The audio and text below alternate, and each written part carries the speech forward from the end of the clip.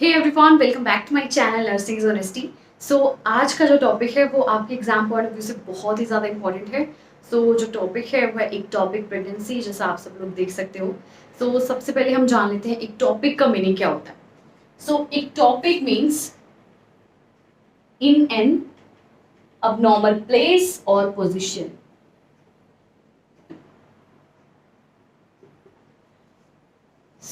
एक topic means होता है एक abnormal प्लेस पे होना या फिर एक abnormal पोजिशन में होना। And ectopic pregnancy is also known as ectopic gestation. इसे इक्टोपिक गेस्टेशन भी बोलते हैं।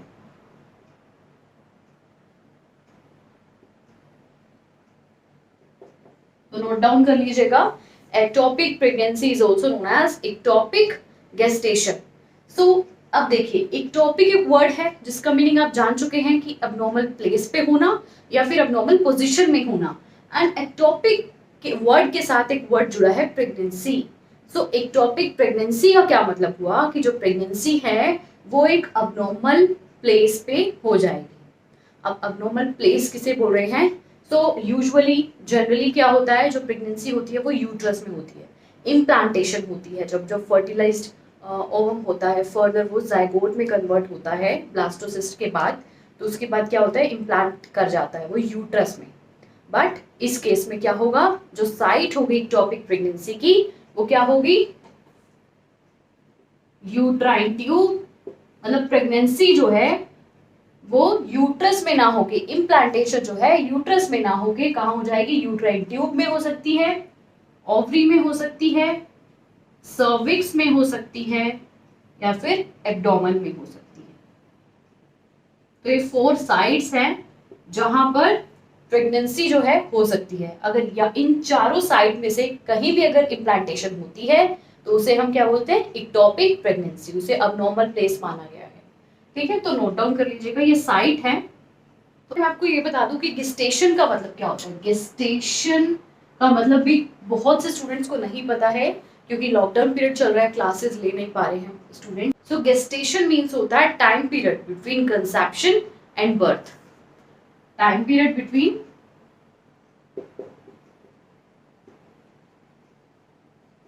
conception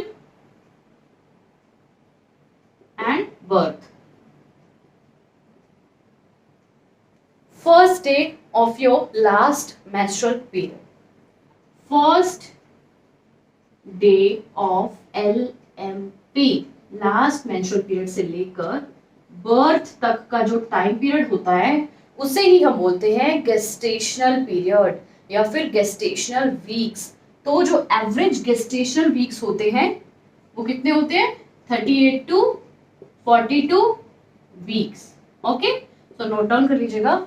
और अगर आप एडीडी पे वीडियो चाहते हैं, एक्सपेक्टेड डिलीवरी डेट, एडीडी को कैसे कैलकुलेट किया जाता है, तो कमेंट डाउन कर देना, जरूर वीडियो अपलोड कर दूंगी।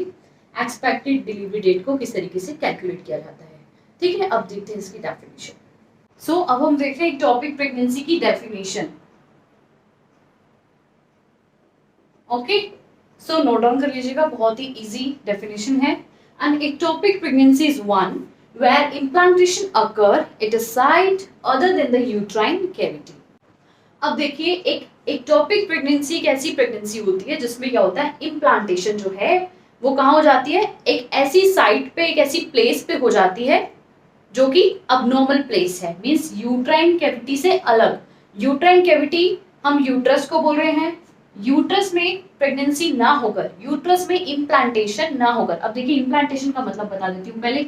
इम्प्लांटेशन का मतलब होता है जब एम्ब्रियो एडहेयर कर जाता है यूट्राइन वॉल में, यूट्रस की वॉल में। When embryo adheres to the uterine wall, इसी को ही हम बोल रहे हैं इम्प्लांटेशन। इम्प्लांटेशन का मतलब एम्ब्रियो जब यूट्राइन वॉल से अटैच हो जाता है, अडहेयर कर जाता है वहां पे, उसी को इम्प्लांटेशन हम बोल रहे हैं। तो ये जो प्रोसेस है इम्प्लांटेशन का, ये यूट्राइन कैविटी में ना होकर एक अबनॉर्मल साइट पे हो रहा है। और साइट कौन कौन सी हो सकती है, uterine cavity, sorry uterine tube, cavity नहीं है sorry, uterine tube. Uterine tube means fallopian tubes में हो सकती है प्रेगनेंसी, ओवरी में हो सकती है, प्रेगनेंसी बोल लो, इम्प्लांटेशन बोल लो, ओवरी में हो सकती है, सर्विक्स में हो सकती है, एब्डोमेन में हो सकती है। तो ये चारों साइट के बारे में हम डिटेल में स्टडी करने वाले हैं। तो सबसे पहले हम स्टडी करेंगे ट्यूबल प्रेगनेंसी। अगर फेलोपियन ट्यूब में प्रेगनेंसी हो जाती है, इम्प्लांटेशन हो जाती है, तो उसे हम बोलते हैं ट्यूबल प्रेगनेंसी। ठीक है, तो सबसे पहले हम स्टडी कर रहे हैं ट्यूबल प्रेगनेंसी। आई होप आपको डेफिनेशन क्लियर हो गई होगी। कोई भी क्वेरीज है तो प्लीज कमेंट डाउन कर दीजिएगा, मैं जरूर क्लियर आउट करूंगी। तो सबसे पहले हम स्टडी करेंगे ट्यूबल प्रेगनेंसी। सो डेफिनेशन देख लेते हैं। ट्यूबल प्रेगनेंसी डेवलप्स, कब डेवलप होगी? When transport of the fertilised ovum into the uterine cavities interfered with, जब फर्टिलाइज्ड ओवम का ट्रांसपोर्टेशन हो रहा होगा इनटू द यूट्राइन कैविटी, उस प्रोसेस के बीच में कुछ इंटरफेरेंस आ जाएगी या फिर कुछ ऑब्स्टेकल क्रिएट हो जाएगा, कुछ प्रॉब्लम हो जाएगी। तो जब ओवम जो है वो फर्टिलाइज्ड होकर ट्रांसपोर्ट हो रहा होगा, उस टाइम पे जिस भी प्लेस पे होगा वहीं पर ही इम्प्लांटेशन हो जाएगी, वो आगे जो है मूव नहीं हो पाएगा। तो फर्टिलाइज्ड ओवम का ट्रांसपोर्टेशन कैसे होता है और ओवम जो है वो फर्टिलाइज्ड कब होता है? तो आपको पता है, आप सब लोगों ने एनाटॉमी फिजियोलॉजी में फर्स्ट ईयर में मेंस्ट्रुअल साइकिल स्टडी की होगी रिप्रोडक्टिव सिस्टम में। सो देखिए, जब मेंस्ट्रुअल साइकिल होती है और जब आपकी लास्ट मेंस्ट्रुअल पीरियड होता है, first day of your last menstrual period, उससे 3 वीक्स अगर हम काउंट करें, उसके बाद क्या होता है? ओव्यूलेशन स्टार्ट हो जाता है, ओव्यूलेटरी फेज। तो ओव्यूलेशन जब होता है उस टाइम पे क्या होता है? एक ओवम रिलीज होता है, और अगर वो ओवम फर्टिलाइज हो जाए विद द स्पर्म सेल्स, ये क्या है? स्पर्म सेल्स हैं। तो ओवम क्या हो जाएगा? फर्टिलाइज हो गया स्पर्म सेल से, उसके बाद क्या होगा? ट्रांसपोर्टेशन होना स्टार्ट हो जाएगी यूट्रस में, उसी को ही हम बोल रहे हैं यूट्राइन कैविटी। यूट्राइन कैविटी में ट्रांसपोर्टेशन होना स्टार्ट हो जाएगा। अगर इस प्रोसेस के बीच में कोई ऑब्स्टेकल क्रिएट होता है, कुछ इंटरफेरेंस क्रिएट होती है, तो इम्प्लांटेशन जो है वो वहीं पर हो जाती है जहां भी अभी फर्टिलाइज्ड ओवम प्रेजेंट होगा। और देखिए, implantation can occur any point, कहीं भी हो सकती है अलोंग द ट्यूब। जो फिलोपियन ट्यूब्स हैं, तो जैसा आप डायग्राम में देख सकते हो, ये है फिलोपियन ट्यूब्स। तो इस ट्यूब में अगर कहीं किसी भी पॉइंट पे इम्प्लांटेशन हो जाती है, उसे ही हम बोलते हैं ट्यूबल प्रेगनेंसी, कि ट्यूब में इम्प्लांटेशन हो गई है, ट्यूब में प्रेगनेंसी हो गई है। Although the ampulla is the common site, जो एम्प्यूला है वो एक कॉमन साइट मानी गई है, तो ये होता है एम्प्यूला। आप सब लोगों ने फर्स्ट ईयर में स्टडी किया होगा एनाटॉमी फिजियोलॉजी में, तो एम्प्यूला है ये। सेकेंड साइट जो होती है इम्प्लांटेशन होने की, मान लीजिए कि फर्टिलाइज्ड ओवम यहाँ से तो मूव कर चुका है, यहाँ से ट्रांसपोर्ट होना स्टार्ट हो गया है, अब यहाँ पर क्रिएट हो गई है इंटरफेरेंस। ये क्या है?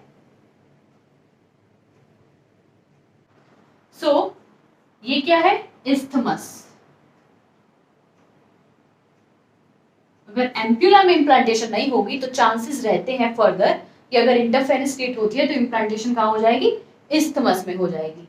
और अब देखिए, अगर यहाँ से भी ट्रांसपोर्टेशन हो चुकी है, यहाँ तक सब कुछ नॉर्मल था, कोई प्रॉब्लम नहीं आई है, बट आगे जाके इंटरफेरेंस हो गई है, तो इम्प्लांटेशन कहाँ होगी? इंटरस्टिशियल पोर्शन में, यहाँ पर। ये क्या है? Interstitial portion. Okay, so I hope आपको क्लियर हो गया होगा। सो नोट डाउन कर लीजिएगा आपको। सो अब हम देख रहे हैं ट्यूबल प्रेगनेंसी के कुछ कारण, कुछ कॉजेज, कैसे कौन कौन से कॉजेज हैं जिनकी वजह से, जिसके रिजल्ट में ट्यूबल प्रेगनेंसी की प्रॉब्लम जो है वो अराइज हो सकती है। सो फर्स्ट है कंजेनिटल अबनॉर्मलिटीज। कंजेनिटल अबनॉर्मलिटीज क्या होती है? जो कि बाय बर्थ से ही प्रेजेंट होती हैं। सो ये होती है ऑफ द ट्यूब। अगर ट्यूब में कोई ऐसी अबनॉर्मलिटी है सच एज हाइपोप्लेजिया। अब हाइपोप्लेजिया का मतलब क्या होता है? Hypoplasia means under developed. अगर ट्यूब जो है फ्लोपियन ट्यूब्स वो फुली डेवलप नहीं है, अंडर डेवलप्ड है, उस केस में भी क्या होगा? जो फर्टिलाइज्ड ओवम का ट्रांसपोर्टेशन हो रहा है वो वहीं पर ही रुक जाएगा, एक ऑब्स्टेकल क्रिएट हो जाएगा, तो वो वहीं पे ही इम्प्लांट हो जाएगा। Undue curiosity. सो देखिए, अनड्यू टॉर्टियोसिटी का क्या मतलब है? देखिए, टॉर्शियस का क्या मतलब होता है? ट्विस्टेड, एक ट्विस्ट या फिर एक कर्व प्रेजेंट होना। अगर ट्यूब जो है वो कहीं ना कहीं, कहीं भी, किसी भी पार्ट से, एम्प्यूला से या फिर आप बोल सकते हो इस्थमस से या फिर इंटरस्टिशियल पोर्शन से। ये एम्पुला है, ये इंटरस्टिशियल पोर्शन है और ये है इस्थमस। अगर कहीं पे भी ट्विस्ट प्रेजेंट है ना तो इम्प्लांटेशन जो है वही हो जाएगी। फर्टिलाइज्ड ओवम फर्दर मूव नहीं कर पाएगा, यूट्रस में ट्रांसपोर्ट नहीं हो पाएगा। तो इम्प्लांटेशन इन तीनों में से कहीं किसी भी प्लेस पे हो सकती है। किसकी वजह से? अनड्यू टॉर्सिटी की वजह से। एंड ट्यूबल डाइवर्टिकुला, इसका क्या मतलब है? ट्यूबल डाइवर्टिकुला, तो जैसे इसका नेम साउंड कर रहा है डाइवर्टिकुला, आउट पाउचेस प्रेजेंट होंगे। कहाँ पे? कहीं भी एम्पुला में हो सकता है, इस्थमस में हो सकता है, इंटरस्टिशियल पोर्शन में हो सकता है। तो ट्यूब में आउट पाउचेस प्रेजेंट है, उससे भी क्या हो सकता है? इम्प्लांटेशन ट्यूब में ही हो जाएगी। वो एम्पुला में हो सकती है, इस्थमस में हो सकती है, इंटरस्टिशियल पोर्शन में हो सकती है, क्योंकि फर्टिलाइज्ड ओवम जो है वो आउट पाउचेस प्रेजेंट होने की वजह से फर्दर ट्रांसपोर्ट नहीं हो पा रहा है ना। तो नेक्स्ट है, ये कोज आई होप आपको क्लियर हो गया होगा। कोई भी इसमें अगर आपको क्वेरीज है तो कमेंट डाउन करके मुझसे क्लियर आउट कर लेना। नेक्स्ट है प्रीवियस इन्फेक्शन। अगर जो प्रेग्नेंट वुमेन है उसे प्रीवियस कभी भी इन्फेक्शन हुआ है, पोस्ट अबोर्टल सेप्सिस। सेप्सिस मतलब क्या होता है? इन्फेक्शन। पोस्ट अबोर्टल मींस अगर उसका अबॉर्शन हो गया था उसके बाद उसको इन्फेक्शन हो गया है।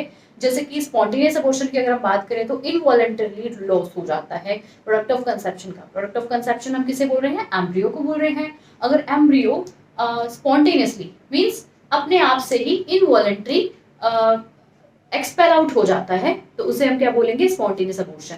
तो स्पॉन्टेनियस अबॉर्शन के बाद कुछ ऐसी वुमेन होती हैं जो कि एंटीबायोटिक्स नहीं लेती हैं, बट ऐसा प्रेफर किया जाता है उन्हें एंटीबायोटिक्स, तो कुछ नहीं लेती है जिसकी वजह से पोस्ट अबॉर्टल सेप्सिस होने के चांसेस रहते हैं। तो अगर इन्फेक्शन हो गया है तो उसके रिजल्ट में भी क्या हो सकता है? ट्यूबल प्रेगनेंसी हो सकती है। और नेक्स्ट है प्यूरप्यूरल सेप्सिस। प्यूरप्यूरियम जो एक वर्ड है वो किसके लिए यूज किया जाता है? Post birth. अगर डिलीवरी के बाद में जो भी टाइम पीरियड होता है उसे हम क्या बोलते हैं? उसे क्या बोलते हैं? Postpartum period. तो अगर उस पीरियड में, ठीक है, उस टाइम पीरियड के दौरान अगर इन्फेक्शन हो गया है आफ्टर डिलीवरी तो उसे भी क्या हो सकता है? उसके रिजल्ट में ट्यूबल प्रेगनेंसी अराइज हो सकती है। नेक्स्ट है गोनोरिया। गोनोरिया एक सेक्सुअल ट्रांसमिटेड बैक्टीरियल इन्फेक्शन है। गोनोरिया इज, एक सेकेंड,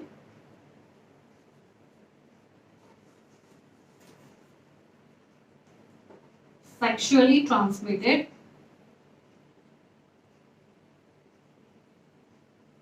bacterial infection।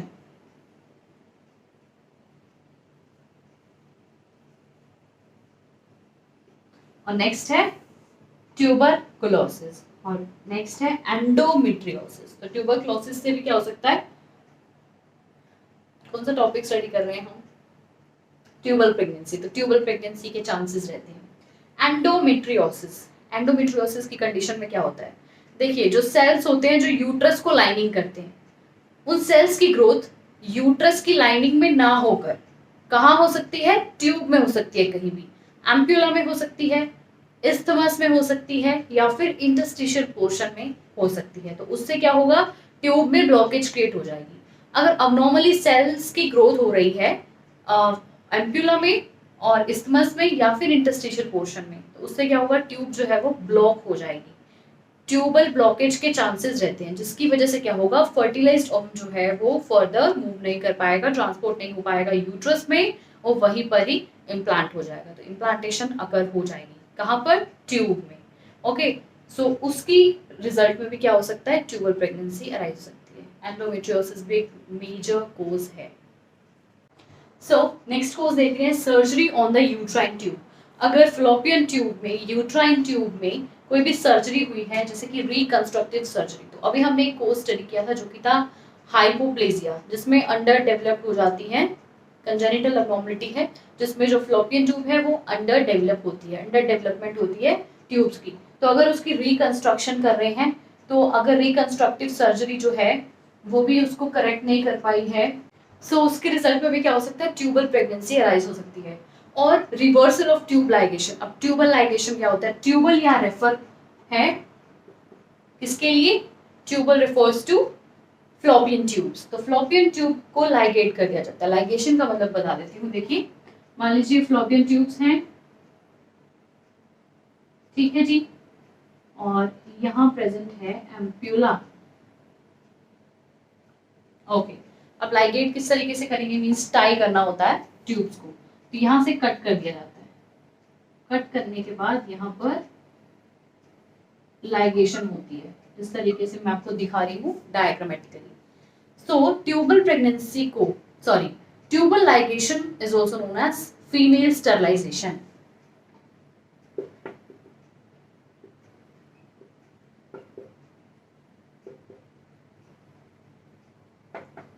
अब देखिए ट्यूबल लाइगेशन से क्या होगा, लेकिन इसके रिजल्ट में क्या होगा, जो ओवम होगा वो फर्टिलाइज ही नहीं हो पाएगा।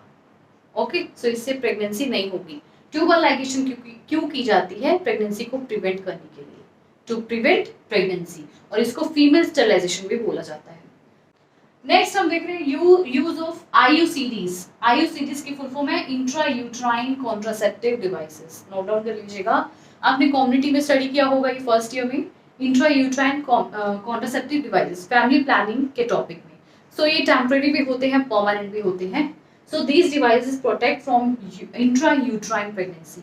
अब जैसे कॉपर्टी है, ठीक है, तो कॉपर्टी अगर यूट्रस में हम इंसर्ट करते हैं, यूट्रस में लगाया जाता है कॉपर्टी को, जो कि एक इंट्रा यूट्राइन कॉन्ट्रासेप्टिव डिवाइस है, तो उससे होगा क्या, वो प्रेगनेंसी को प्रोटेक्ट तो करेगा, प्रेगनेंसी से प्रिवेंट तो करेगा, but only uterine cavity, uterus में प्रेगनेंसी नहीं होगी। अदरवाइज ट्यूबल प्रेगनेंसी तो उससे हो ही सकती है। सो आईयूसीडीज के कॉम्प्लिकेशन है ectopic pregnancy. Okay, I hope you understand that. So next course देखते हैं assisted reproductive techniques. Assisted means ऐसी रिप्रोडक्टिव टेक्निक जिसमें हम असिस्ट करवा रहे हैं, ठीक है, वो नेचुरली नहीं हो पा रही है। So like IVF, in vitro fertilisation.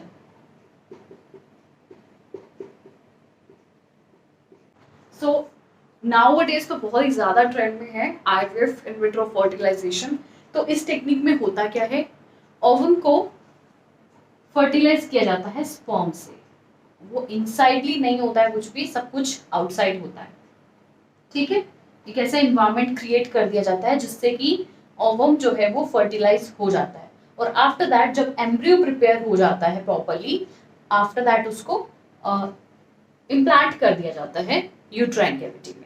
Okay, सो इससे भी चांसेस रहते हैं ट्यूबल प्रेगनेंसी होने के। सो आईवीएफ का एक कॉम्प्लिकेशन है एक्टोपिक प्रेगनेंसी और एम्ब्रियो ट्रांसफर, तो इसमें भी यही होता है, ये भी एक असिस्टेड रिप्रोडक्टिव टेक्निक है, एम्ब्रियो को प्रिपेयर करके आफ्टर दैट इम्प्लांट किया जाता है यूट्राइन कैविटी में, तो इससे भी ट्यूबल प्रेगनेंसी के चांसेस रहते हैं। सो अब हम देखते हैं आउटकम्स। सो फर्स्ट है आउटकम का मीनिंग होता है रिजल्ट, कि अगर ट्यूबल प्रेगनेंसी हो गई है उसके रिजल्ट में कौन कौन से ऐसी कॉम्प्लिकेशंस हैं जो अराइज हो सकती है। तो फर्स्ट है tubal abortion, means tubal abortion, tube means fallopian tube. So chances रहते हैं कि ट्यूब में जहां भी इम्प्लांटेशन हुई है तो यहाँ पर एम्प्यूला की बात हो रही है। अब प्रेगनेंसी इन द इन्फांजिबुलम और ampulla, ampulla is also known as infundibulum, तो अगर वहां पर इम्प्लांटेशन हो गई है तो चांसेस रहते हैं मे बी वो अबॉर्ट हो जाए, कहां पर, इनटू द पेरिटोनियल कैविटी। और कहां से होगा अबॉर्ट, मान लीजिए तो ये है एम्प्यूला, तो ये फिम्ब्रिएटेड एंड्स है। फिम्ब्रिएटेड एंड का क्या मतलब होता है, फिंगर लाइक प्रोजेक्शंस जो प्रेजेंट है कहां पर, एम्प्यूला में, end of the fallopian tube. ये वाला जो पार्ट है ये यहाँ पर फ्लोपियन ट्यूब का एंड हो रहा है, और यहाँ पर ये आपको कुछ फिंगर लाइक प्रोजेक्शंस नजर आ रहे हैं इस तरीके से, तो इन्हें हम बोलते हैं फिम्ब्रिएटेड एंड। तो फिम्ब्रिएटेड एंड के थ्रू ही जो यहाँ से तो जो भी ब्लास्टोसिस्ट है या फिर एम्ब्रियो है वो यहीं से क्या हो जाएगा, अबॉर्ट हो जाएगा इनटू पेरिटोनियल कैविटी और थ्रू द फिब्रिएटेड एंड। अब इन एंड्स के through, in finger like projections के थ्रू ही यहाँ पर फॉल हो रहा है इनटू द पेरिटोनियल कैविटी में, ठीक है। नेक्स्ट देखते हैं ट्यूबल मॉल। आई होप आपको क्लियर हो गया होगा, कोई भी क्वेरीज हो तो कमेंट डाउन कर दीजिएगा, मैं जरूर क्लियर आउट कर दूंगी। सो देखिए नेक्स्ट आउटकम है ट्यूबल मॉल। तो ट्यूबल मॉल जैसे इसका नेम साउंड कर रहा है, फ्लोपियन ट्यूब में मॉल की फॉर्मेशन हो जाएगी। किस तरीके से हो जाएगी, bleeding around the embryo from the site of implantation causes death of the embryo and formation of the layers of organised blood flows distending the tube. तो इसमें क्या होगा, जो भी एम्ब्रियो के अराउंड ब्लीडिंग हो रही है वो कहाँ से हो रही है ब्लीडिंग, इम्प्लांटेशन साइट से। तो इम्प्लांटेशन साइट कौन सी है यहाँ पर, इस्थमस। अगर इस्थमस जो एक प्लेस है फ्लोपियन ट्यूब में, वहां पर अगर इम्प्लांटेशन हो गई है तो ये जो एम्ब्रियो है यहीं पर इम्प्लांट हो गया है और इम्प्लांटेशन साइट जो है वहां पर मॉल की फॉर्मेशन हो रही है, तो उसकी वजह से क्या हो रहा है, ब्लीडिंग हो रही है। जैसे जैसे ये यहाँ पर ग्रो कर रहा है एम्ब्रियो, वैसे वैसे क्या हो रहा है, यहाँ से ब्लीडिंग हो रही है और ब्लीडिंग की वजह से क्या हो गया है, एम्ब्रियो की डेथ हो गई है। And formation of layers of blood clots, तो वहीं पर ही ब्लड क्लोट्स जो है वो भी एक जगह पर एक्यूमुलेट हो गए हैं, जिसकी वजह से मॉल फॉर्मेशन हो रही है और and the mole may need to be removed. Okay, so I hope आपको क्लियर हो गया होगा। नेक्स्ट देखते हैं। सो नेक्स्ट आउटकम देखते हैं, ट्यूबल रप्चर। तो जैसे कि इसका नेम साउंड कर रहा है, फ्लोपियन ट्यूब जो है वो रप्चर हो जाएगी। So the tubal wall is distended by the pregnancy. जो ट्यूब की जो वॉल है वो क्या हो रही है, स्वेल हो रही है प्रेगनेंसी की वजह से। वहां पर जो एम्ब्रियो है इम्प्लांट हो गया है, वो एनलार्ज हो रहा है, वहां पर ग्रो कर रहा है। जैसे आप डायग्राम में देख सकते हो, इस्थमस में इम्प्लांटेशन हो गई है और यहीं पे जो एम्ब्रियो है वो ग्रो करता जा रहा है। ग्रो करने की वजह से क्या होगा, जैसे जैसे इसकी ग्रोथ होगी वैसे वैसे क्या होगा, जो ट्यूब होगी वो रप्चर हो जाएगी इसके रिजल्ट में। तो देखिए इसकी ग्रोथ हो रही है एंड इस तरीके से जो ट्यूब है वो रप्चर हो जाएगी। तो इसको हम सर्जिकली ट्रीट करेंगे। अब हम देखते हैं क्लिनिकल फीचर्स। सो अब हम स्टडी करेंगे क्लिनिकल फीचर्स। क्लिनिकल फीचर्स का मतलब होता है साइन एंड सिम्टम्स, ऐसे साइन एंड सिम्टम्स जो कि शो होंगे किसके रिजल्ट में, एक्टोपिक प्रेगनेंसी के रिजल्ट में। सो फर्स्ट है एक्यूट लोअर बैक पेन। तो लोअर बैक पेन पेशेंट को रहेगा, नोजिया की फीलिंग रहेगी, साथ ही साथ शोल्डर पेन रहेगा। तो ये जो तीन साइन एंड सिम्टम है ये इंडिकेट कर रहे हैं कि ब्लीडिंग हो रही है into the pelvic peritoneal cavity में जो है ब्लीडिंग हो रही है। और ब्लीडिंग हो रही है तो पेलर होगा ऑब्वियसली, और रैपिड पल्स रहेगी एंड ब्लड प्रेशर जो है वो लो रहेगा। किसके रिजल्ट में, क्योंकि ब्लीडिंग हो रही है, as a result blood pressure low हो जाएगा। सो जब हम डायग्नोस करेंगे वो करेंगे अल्ट्रासोनोग्राफी के थ्रू। तो अल्ट्रासोनोग्राफी से रिवील हो जाएगा कि आउटकम जो है वो क्या है, कि ट्यूबल अबॉर्शन है, ट्यूबल मॉल है या फिर ट्यूबल रप्चर हो गया है, वो अल्ट्रासाउंड के थ्रू हम रिवील कर पाएंगे। अब हम स्टडी करते हैं इसका ट्रीटमेंट, कि अगर ट्यूबल अबॉर्शन हो गया है, ट्यूबल मॉल हो गया है या फिर ट्यूबल रप्चर हो गया है, तो उसे हम ट्रीट किस तरीके से करेंगे। सो अब हम देख रहे हैं treatment of ectopic pregnancy, means tubal pregnancy का ट्रीटमेंट देख रहे हैं। सो सबसे पहले वुमेन को, प्रेग्नेंट वुमेन को साइकोलॉजिकल सपोर्ट प्रोवाइड कराएंगे, मींस इमोशनल सपोर्ट हम प्रोवाइड कराएंगे। आफ्टर दैट अगर ट्यूबल रप्चर की बात की जाए, जिस आउटकम में जो ट्यूब है वो रप्चर हो रही है due because of enlargement, due because of growth of the embryo, जहां भी वो इम्प्लांट हुआ है वहां उसकी ग्रोथ होती जा रही है, उसकी वजह से अगर ट्यूब रप्चर हो गई है तो हम लेप्रोटमी करेंगे। लेप्रोटमी क्या होता है, अब्डोमिनल ओपनिंग होती है एब्डोमेन को।